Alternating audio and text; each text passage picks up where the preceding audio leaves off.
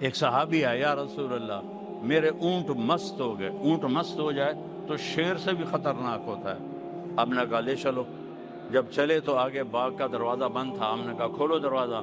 کہا وہ آپ کو کاٹیں گے یا رسول اللہ. دروازہ ہم نے کہا دروازہ کھول.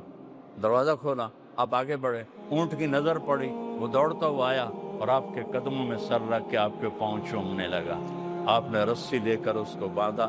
کہ یہ لے کبھی تیری اب نافرمانی نہیں کرے گا.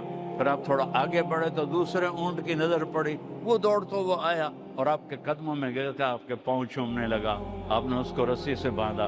کہ یہ لے یہ تیری کبھی نافرمانی نہیں کرے گا. یہ تو محبت تھی جانوروں کو میرے نبی کے ساتھ. آپ فجر کی نماز پڑھا کے نکلے. 70 بھیڑیے بیٹھے ہوئے تھے. بھیڑیے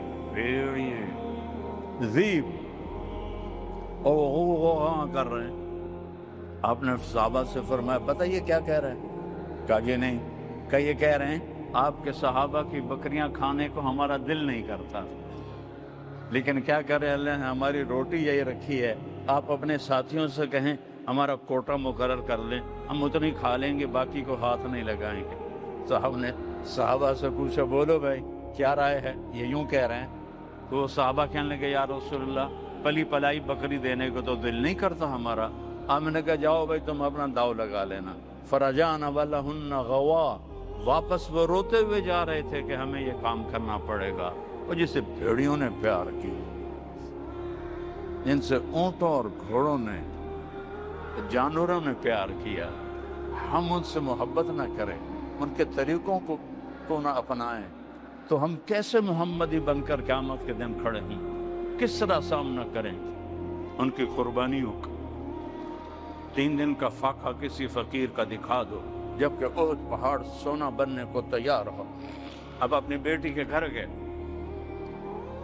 آپ نے کہا بیٹی میں اندر آ جاؤں, میرے ساتھ عمران ابن حسین بھی ہیں, ایک صحابی ہے.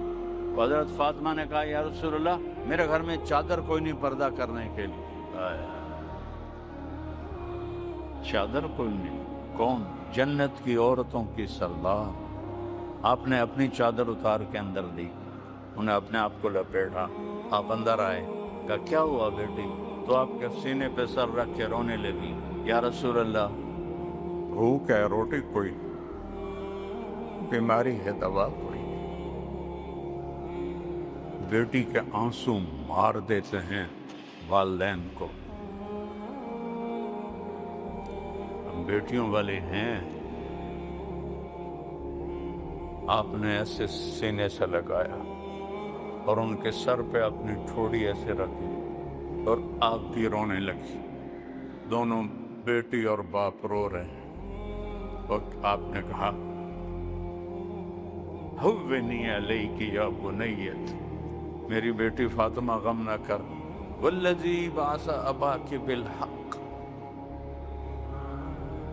اس ذات کی قسم جس نے تیرے باپ کو نبی برحق بنایا.